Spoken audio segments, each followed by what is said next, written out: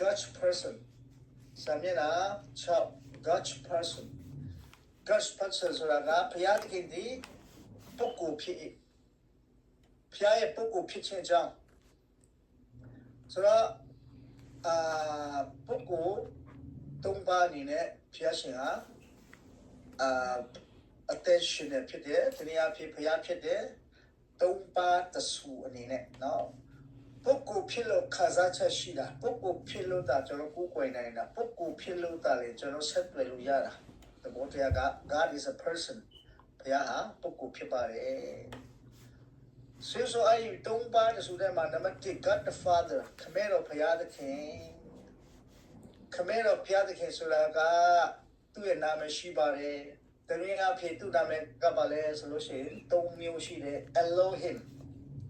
ဒုတိယကတော့ Jehovah တတိယကတော့ Adonai ဆိုရင် Elohim ဆိုတာက El ကနေလာတာဖြစ်တယ် Elohim El ဆိုတာ strong one Frank တမတော်အတမဆုံးအခမ်းရေးဆုံးအခွန်အားကြီးဆုံးအဲ့ဒီ El ဆိုတာကခွန်အားကြီးဆုံးတမဆုံး Elohim ဆိုတာကဓမ္မဟောင်းကပောက်ချခိုင်းတစ်ပါတွေ့ရမယ်ဆောင်းနဲ့ဖျားခင်ကောင်းကင်နဲ့မြေကြီးကိုဖန်ဆင်းတယ်အဲ့မှာ Elohim သုံးထားတယ် Elohim ဆိုတာကအများကြီး plural form အများကြီးဖြစ်တယ်ပရမဆုံးဖျားခင်တို့ရေက Elohim ပဲသုံးတယ်အများကြီးဖြစ်တယ်ဖျားဟာသုံးပါဖြစ်တယ်ဆိုတာပြောချင်တာညွှန်တာဖြစ်တယ်ဘယ်နဲ့ Elohim ဆိုတာကသုံးပါဆိုကိုညွှန်တာဖြစ်တယ်ဒါကြောင့်ကဘာပြဖန်ဆင်းကြစို့ကဘာချန်ခိုင်တဲ့ပိုင်းငယ်နဲ့ဆက်ပြမလူကိုဖန်ဆင်းကြစို့ plural form ကဘာဥချန်ခိုင်ဆက်တဲ့ပိုင်းငယ်ချမ်းမှာအောက်တိုဆင်းတဲ့ကြစို့လူတွေကဘာလို့ရေးတိုက်ပြီးစောက်တဲ့ခါမှာဘုရားပြောလဲအောက်တိုဆင်းတဲ့ကြစို့အချင်းချင်းသုံးပါဆိုယူလက်တီဖြစ်ကြောင်းကိုဖော်ပြတာဖြစ်တယ်လို့အဲ့သုံးပါဘုရားရှိတယ်ဆိုတာကိုလည်းဖော်ပြတာဖြစ်တယ်ဒါ Elohim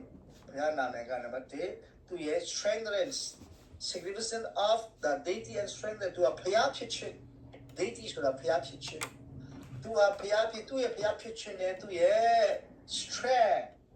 ကြီးမားသောဘုရားခွန်အားအကြီးမားဆုံးဘုရားကိုဟောပြတဲ့အနေနဲ့ Elohim ဆိုတဲ့လုံးက his deity and strength သူရဲ့ဒီတမန်မှုနဲ့ဘုရားဖြစ်ခြင်းကိုဒီကညွှန်တာဖြစ်တယ်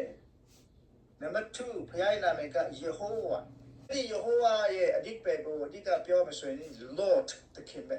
အဲ့ဒီ Jehovah ဘုရားသခင်ကပုဂ္ဂိုလ်ဖြစ်ပြီးတော့မှသူဟာနဲ့သူတည်ရှိနေတာဖြစ်တယ် self existent သူဟာနဲ့သူဘုရားဖြစ်ခြင်းသူဟာနဲ့သူရှိခြင်းတည်ရှိခြင်းဖြစ်ပါတယ် Lord Jehovah တတိယ Adonai ဆိုအဲ့ဒါတွေအားလုံးကYahweh လို့လည်းခေါ်တယ်လို့ဖယားရဲ့ဟေဘုစကားနာမည်ဖြစ်တယ်နော်ဒါလေးလည်းအားလုံးအာဒိုနိုင်ဆိုတာကပါလဲဆိုရင် sovereign and lordship တခင်ဖြစ်ပါတယ်အရာခတ်တဲ့ကို sovereignty ထိန်းချုပ်ပိုင်တဲ့အုပ်စုတော်မူတော့အရာအားလုံးကိုထိန်းချုပ်ပိုင်တာတော်မူတော့ဘုရားသခင်ဒါ sovereignty and lordship တခင်ဆိုတော့သူကတခင်ဖြစ်တယ်ကြီးမားဆုံးသောဘုရားဖြစ်တယ်အရာခတ်တဲ့ကိုထိန်းချုပ်တော့အရှင်ဖြစ်တယ်ဆိုတဲ့ပုံစံနဲ့အာဒိုနိုင်ယာဝဲဟေဘုစကားတွေနော်ဆိုတော့ဒီသုံးမျိုးဟာဘုရားနာမည်ဖြစ်တယ်ဟေဘရုတွေကဘုရားကိုတိုက်ရိုက်ကြောက်တယ်ခေါ်ဖို့တော့ကွန်ပျူတာmitคือมาขวาทางหรอกมาโอลัมตะบังวุ้มหนองวุ้มจะมันนี่ก็ทูเทเขาจริงเด้อซะบางหนอตัวใหญ่ใหม่หมอทูเททูนึงชื่อไงน่ะบางนี่มันยังไงน่ะใกล้หนอหุบขยินอามินครับคือไทยมันนี่อามินครับคือห้ามหลานยาอันนี้ก็จะนะก็ God the Father ขมิ้นเราพิจารณาหา Elohim ဖြစ်တယ် Jehovah ဖြစ်တယ် Adonai ဖြစ်တယ်ဒါပေမဲ့သူ့ရဲ့နာမည်ရင်းကတော့ပြီးခဲ့တဲ့ဘက်ကလည်းဆွေးနွေးပြီးသားထောမြောက်ကြတဲ့ကခိုင်တုံးစတဲ့မှာ I am who I am ဘုရားနာမည်ကတော့ငါဖြစ်တဲ့တိုင်းငါဖြစ်အဲ့ဒါပါပဲသို့တော့တုံးလုံးကဘုရားနာမည်ထဲမှာတော့ Elohim ရဲ့ Jehovah ရဲ့ Adonai ရဲ့ပြီးတော့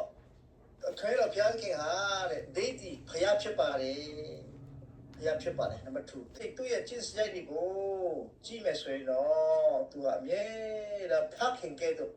လူတွေပေါ်မှာဖခင်များကဲ့သို့တာဝန်ယူမေတ္တာပြပြီးတော့မှကာကွယ်တာဖြစ်တယ် Father လူသားရဲ့ဖခင်ကဲ့သို့လူတွေရဲ့အဖေမိကဲ့သို့သူဒီလူသားသူဖန်ဆင်းတဲ့အရာအလုံးပေါ်မှာမေတ္တာကရုဏာနဲ့အချစ်စရိတ်အားပြည့်မြဲလာတာဝန်ယူဆောင်ရှောက်တဲ့ဖြစ်တယ် Romans chapter 8:15 မှာတွေ့မယ် Hebrew chapter 12 verse 9မှာလည်းတွေ့နိုင်ပါတယ်နောက်ပြီးတော့သူ့ရဲ့အလုပ်ပြီးတော့ဘုရားရဲ့အလုပ်ကပါတယ် The Father is the eternal power လောကမှာရှိတဲ့အလုံးစုံအလုံးဟာခမဲတော်ဘုရားခင်ရဲ့ထိတ်ချုံမှုအောင်မှာခမဲတော်ဘုရားခင်ကပဲအစပြုရသလိုအရာအားလုံးကျွန်တော်ကတဲ့ချင်းဒီလည်းပဲဘုရားခမဲတော်ဘုရားခင်ရဲ့အစီအမံပဲဖြစ်ပါတယ်ခမဲတော်ဘုရားခင်ကပဲကတဲ့ချင်းအတွက်လည်းသူသားတော်ကိုလည်းစစ်စစ်ပေးတယ်နော်ဒါပေမဲ့အဲ့ဒီလိုကတဲ့ချင်းမှာဘုရားကကျွန်တော်ကိုရွေးကောက်ပြီးမဲ့ရွေးကောက်ချင်းနဲ့ပတ်သက်ပြီးတော့မှရွေးကောက်ပြီးမဲ့တခုတော့ရှိတယ်ဘုရားက individual free will of man ကျွန်တော်တို့ရဲ့ကိုယ်စီရဲ့ရွေးချယ်ပိုင်ခွင့်ကိုတော့ဘုရားခင်ကဘယ်တော့အခါမှမပယ်ဖြတ်ဘူးနော်မပယ်ဖြတ်ဘူးတနည်းအားဖြင့်ကျွန်တော်တို့မှာပြန်ပြီးတော့မှရွေးချယ်ပိုင်ခွင့်ပေးတဲ့အတွက်ကြောင့်ကျွန်တော်တို့ရဲ့နှလုံးသားကိုတော့နောက်တရားကိုဘုရားကလို့ရှိတယ်ကျွန်တော်တို့ရဲ့ခွင့်ပြုချက်ဘုရားကတောင်းတယ်နော်ကျွန်တော်တို့ရဲ့ခွင့်ပြုချက်ပုံမှာဘုရားကဒီချင်းကိုလည်းပဲခံစားစေတယ်ကျွန်တော်တို့ကညစ်ပယ်နေမယ်ဆိုရင်တော့ကဲခြင်းမရ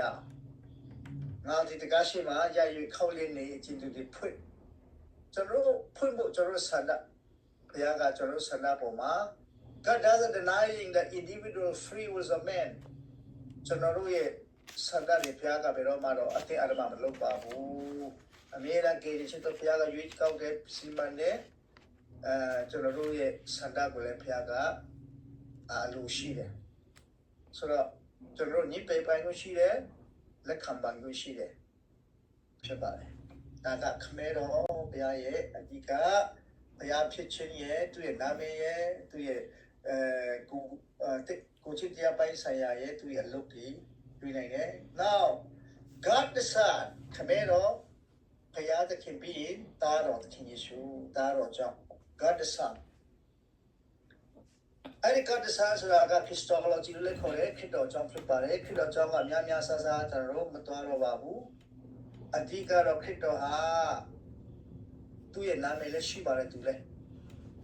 နော်သူကလည်းပဲသူ့နာမည်ရှိပါတယ်ခရစ်တော်ကလည်းသူ့နာမည်ရှိပါတယ်သူ့ရဲ့နာမည်ကဘာလဲဆိုရင် human name လူသားနာမည်နဲ့ခရစ်တော်နာမည်ပါလဲဆိုယေရှုနော်လူသားနာမည်နဲ့ယေရှုလို့ခေါ်တယ်သူရဲ့ human name နောက်ပြီးတော့မှ Messiah name လည်းရှိတယ် Messianic name ကဘာလဲဆိုရင် Christ Messianic name ဆိုတာက prophetic name လို့လည်းခေါ်တယ်အဲ့ဒါကကျိုးတဲ့ prophet ထူထားတဲ့နာမည်ကတော့ Christ အဒီပေရော anointed one ဘိတိခါတော့ဘိတိချင်းယေရှုကြတော့ Savior editionနောက်ပြီးတော့ကောင်းကင်ကနေပေးတဲ့နာမည်ရှိတယ်သူရဲ့ divine name လို့လည်းခေါ်တယ် divine name ဆိုတာကဘုရားကောင်းကင်ကနေပေးတဲ့နာမည်သူက divine name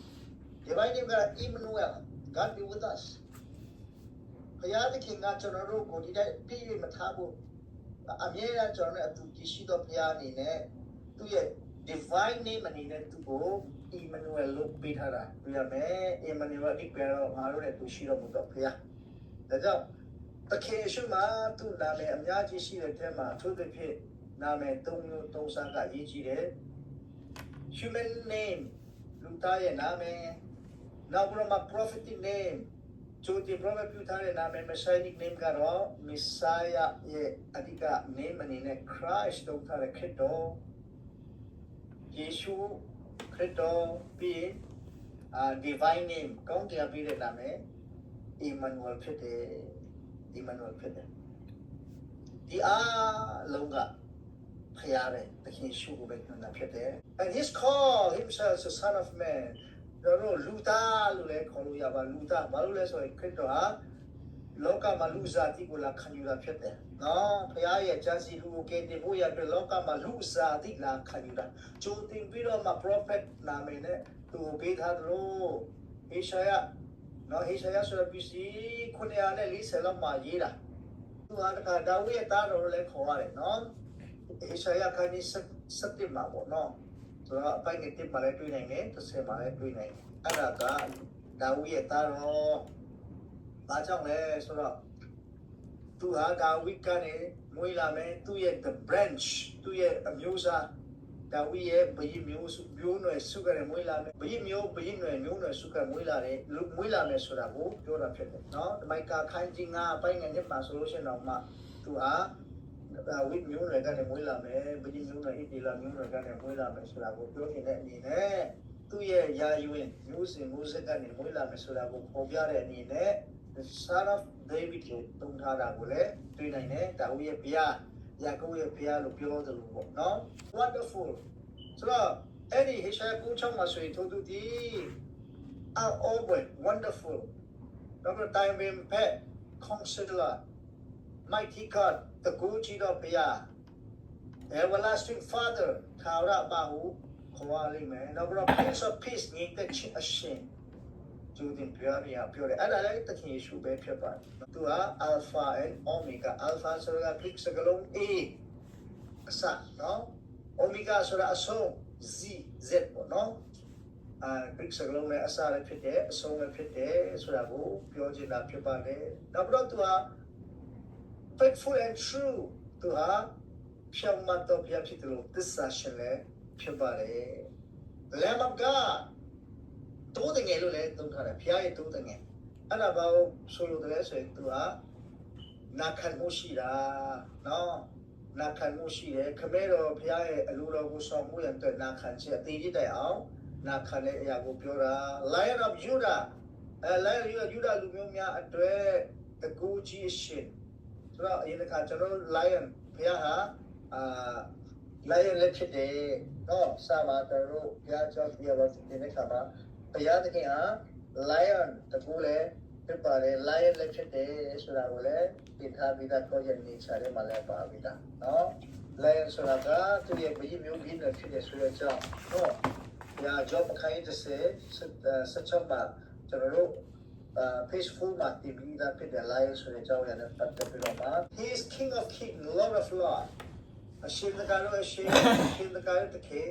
ဖြစ်ပါHe is the word of God သူဟာဘုရားရဲ့ဘုပတ်တော်ပဲဖြစ်ပါတယ်ခမဲတော်နဲ့တူပါပဲအကြောင်းဖတ်စတဲ့ခါမှာလည်းအဲ့ဒီသားတော်ကပါပြီးသားကမ္ဘာ့ချက် sorry ယောဟန်ခိုင်းတဲ့ပိုင်းငယ်3နဲ့4မှာဆိုလို့ရှိရင်ဖန်ဆင်းခြင်းနဲ့ကင်းလို့တော်ရတဲ့ဆိုကုမြမရှိဒီလောကကိုဖန်ဆင်းတော်မူပြီးအဲ့ဒါဖြစ်တော်ကိုပြောတာညွှန်တာဖြစ်တယ်ခမဲတော်ဘုရားခင်ကိုယ်တိုင်ကဤသားတော်အဘုရားဖြစ်တယ်နော်ဤသားတော်အဘုရားဖြစ်တယ်ခေရှုဖြစ်တယ်ဆိုပြီးတော့မှကျင့်ညာထားတာ30မှာသူဟာဖျားဖြစ်ပါတယ်ဖျားပဲဖြစ်တယ်ဆိုတဲ့အကြောင်းဒီမှာဆိုရင်ခမဲတော်နဲ့တားတော်ကြားမှာဘယ်တော့မှ distinction ကွာခြားခြင်းမရှိပါဘူးသူရဲ့အလုံးမှာကြတော့လည်းကွာခြားမှုရှိပါတယ်နော် personality and work ပုဂ္ဂိုလ်ဖြစ်ခြင်းနဲ့သူရဲ့လုပ်ငန်းကတော့မတူပါဘူးနော်ပုဂ္ဂိုလ်ဖြစ်ခြင်းနဲ့သူရဲ့လုပ်ငန်းကတော့မတူဘူးဒါပေမဲ့သူလည်းဖျားသူလည်းတကူတူတယ်စွမ်းရည်တူပါတယ်အပြုတ်ကညာကနေမွေးလာတာ origin birth